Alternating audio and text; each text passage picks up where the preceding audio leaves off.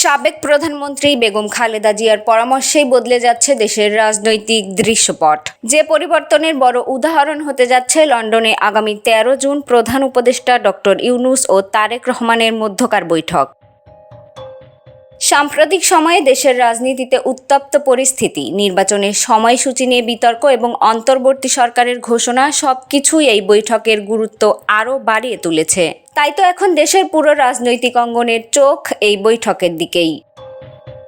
বিশেষজ্ঞরা বলছেন, এই বৈঠক সফল হলে নির্বাচন সংস্কার ও রাজনৈতিক সংলাপ নিয়ে চলমান মতপার্থক্য অনেকটাই দূর হতে পারে।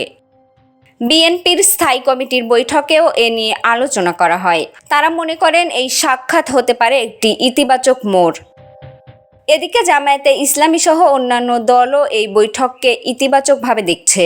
তারা মনে করছে এটি জাতীয় নির্বাচন এবং কাঙ্ক্ষিত সংস্কারে বাস্তব অগ্রগতি আনতে পারে।